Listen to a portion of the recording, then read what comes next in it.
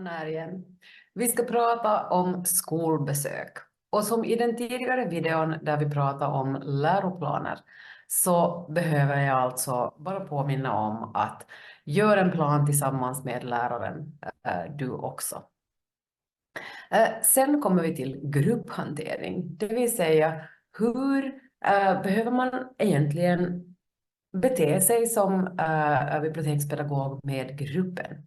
Och ett litet tips är att möta dem i dörren istället för att vänta bakom disken. Det att du befinner dig bakom disken när de kommer så leder till att barnen eventuellt tänker eller tror att du inte kommer att vara en bidragande faktor i deras besök, utan att de bara får gå förbi dig. Så istället kliv ut bakom din disk och kom och möt skolgruppen direkt vid dörren. Här kan det på ett lämpligt ställe där det inte stör de andra besökarna vara skäl att gå igenom reglerna redan från början om hur man gör i ett bibliotek.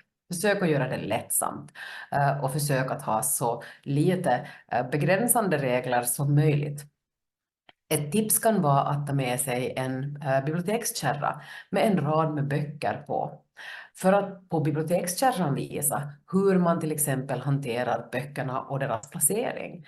Det vill säga att du tar ut en bok i gången, du kollar på den lilla tomrummet som bildas av den boken i botten och att du håller koll på vilka böcker som var på olika sidor om den. Sen är ju nog mitt tips för barnens bibliotek att man struntar i alfabetisk ordning, utom att man istället hanterar böckerna enligt ålderskategori som de passar i.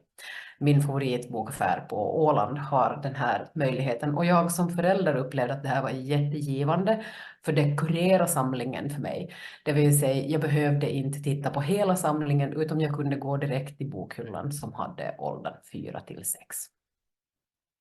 Så funderar du också på om placeringen av böckerna är så himla viktig just på barnbiblioteket.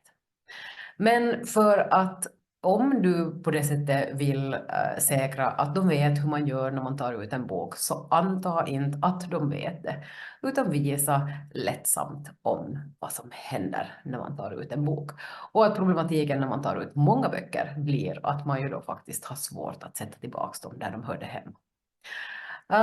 Om vi då funderar på vad man behöver då tänka att vad är det egentligen som gör att en grupp lyder dig? Det är en form av närvaro, det är en form av lugn, det är en tydlig stämma, det är att man har ett mål med sin verksamhet och att målet inte blir upp till besökaren. Det vill säga, du har en plan och du genomför den. Den ska ju förstås inte vara huggen i sten, utan din plan ändras på basen av vem som är med i din grupp och vem som inte är det. Fundera också på storleken på gruppen. Om gruppen är mellan 20 och 30 barn och unga, då är det nog skäl att dela in den i 2 grupper så att 2 bibliotekspedagoger tar sig an grupperna. Någonting du kan diskutera med läraren är att läraren delar in i 2 grupper och att de som kanske är lite mer mogna får vara i gruppen med en ensam bibliotekspedagog, medan de som kanske behöver lite extra uppmärksamhet och hjälp och stöd får vara tillsammans med läraren och pedagogen. Visa åt barnen och unga hur man ställer kommentarer och frågor och var medveten om att du behöver egentligen ge dem tid för kommentarer och frågor. Inte bara frågor och inte frågor och kommentarer. Och det här är ett litet trick som gör att om man har någonting att säga så får man. Jag har också sett en pedagog som hade ett litet frågetecken på en pinne och när bibliotekspedagogen lyfte på detta så fick barnen ställa frågor och kommentarer. Ett trick är också att konstgjort begränsa tiden du har för frågor och kommentarer på olika ställen i biblioteket. Och själv har jag en digital klocka och jag skulle ställa en timer på 2 minuter.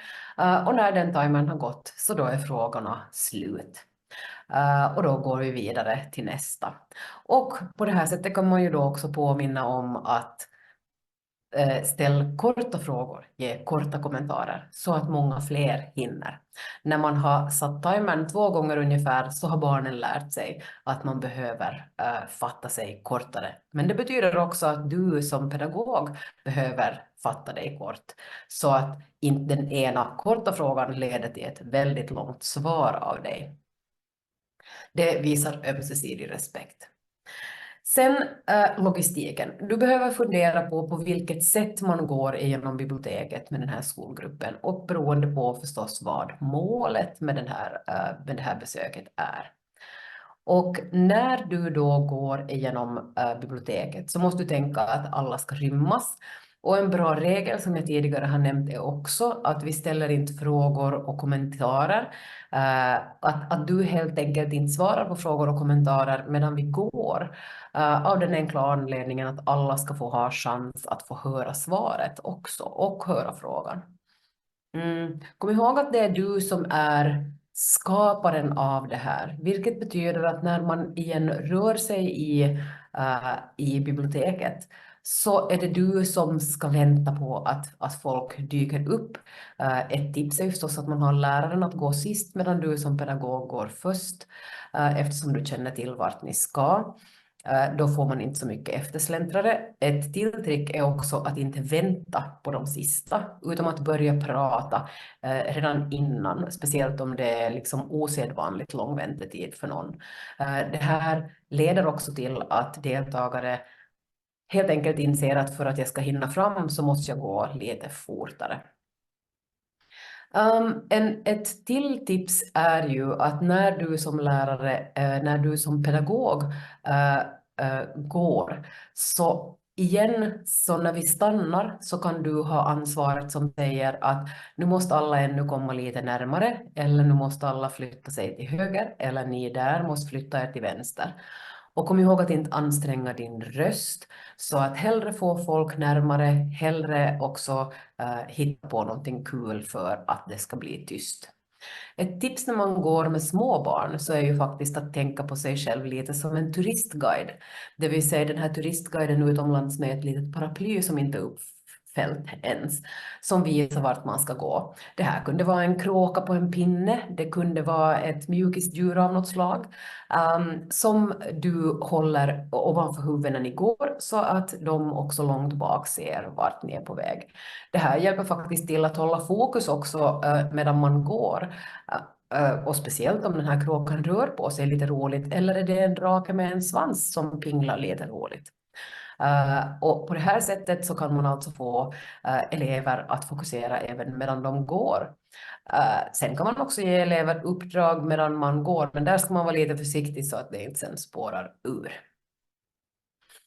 Sen behöver du bygga upp det här tillfället pedagogiskt. Vi kommer ihåg en inledning, en avhandling och en avslutning. Inledningen tar upp vad vi tänker gå igenom och vad vi tänker göra. Också, vilket är också jättebra för elever med olika utmaningar, inlärningsutmaningar. Sen så avhandlar vi de där max 3 sakerna. Kom ihåg, 3 plus minus 2 saker är max som man kan på ett sätt pränga in i ett enda besök. Min rekommendation ligger alltid på 3, 1 till 3. Och avslutningen sen så visar tillbaks på vad är det och summerar vad det är vi har gått igenom och varför det var viktigt och vad de kan ta med sig i framtiden från det här. Sen visar vi på olika sätt att bygga upp det, de här olika strategierna. En till metod som ni kan kolla upp är också MACVISE-metoden. Och den är liksom motivation, aktivering och så vidare. Och ni hör, den metoden är också släkt med de tidigare metoder som jag visade. Hur ska man då sedan hantera frågor? Här måste ni tänka igen lite sådär idolaktigt. Det vill säga frågor besvaras så kort som möjligt, så tydligt som möjligt och kanske med en slutkommentar om att svarade det här på din fråga? Eller finns det ledde det här till nya frågor? Det som jag svarade. För att på ett sätt pejla att mötte mitt svar personens fråga helt enkelt. Men sen när man också ställer frågor så behöver man fundera på att använda öppna frågor och inte slutna frågor. Öppna frågor betyder att det finns många olika svar, medan slutna frågor är ja och nej, svart eller vitt, gott eller inte gott och så vidare. Så när du ställer slutna frågor så kommer du bara att få ett kortfattat svar. Här kan du också lära dem några handsignaler man kan ge. Om du gillade den här kråkan, upp med tummen. Så att här har vi då olika sätt att ta feedback i princip utan att någon behöver ta rösten. Om du då får en knepig fråga, igen den här idoltänket, att du behöver hålla masken lite. Och komma ihåg att det är helt okej att bli tyst och att inte veta. För när du konstaterar att du egentligen inte vet svaret så är det inte okej att ljuga, det är inte okej att hitta på någonting dit åt, utan då säger vi bara jag vet faktiskt inte svaret på den här frågan. Om du väntar tills efter tillfälle så kan jag kolla upp. När man sen delar ut taltur så behöver du kanske komma överens med läraren hur man gör. Och här är ju faktiskt elever ofta känsligare på läraren och lärarens signaler på vem som har möjlighet att tala. Så istället för att det blir en maktkamp mellan dig och läraren eller att du inte får riktigt hand om det och läraren hamnar att ta över det, så fundera om det faktiskt är lärarens uppgift att dela ut och ta tillbaka talturer. Sen då, involvera andra vuxna. Ibland är det faktiskt så att man behöver vara många vuxna. Och att man kanske har med ett skolgångsbiträde eller att man har med flera lärare eller att man också är flera bibliotekspedagoger i den här situationen. Diskutera med din lärare vad som kan behövas. Och sen, kurera innehållet. Alltid, alltid, alltid. En stor bokhylla, alldeles fullsprängd med böcker, blir för mycket för de flesta människor. Mitt tips som minimalist skulle faktiskt vara att man skulle sätta skåpdörrar på alla hyllor och att man faktiskt sen får öppna en skåpdörr i taget för att lite begränsa mängden av data som strömmar emot en. Vad det gäller då sen barn, fundera på hur du kan kurera ut en samling ur den jättestora samlingen. Varför inte ta en månadsprojekt med att fråga av barn och föräldrar som kommer in och lämnar tillbaka barnböcker, vilken var favoriten?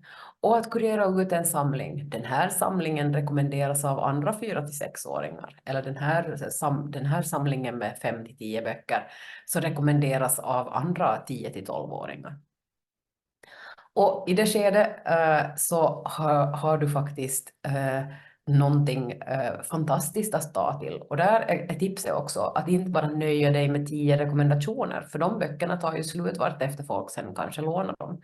Utom att sen ha ett stort antal favoritböcker, så vart efter någon försvinner ut på utlåning så fyller du på ur den andra änden. Det här kan vara ett fantastiskt sätt att väcka liv i böcker också. Men du som bibliotekspersonal, du har ju också en aning om vilka böcker som är riktigt bra.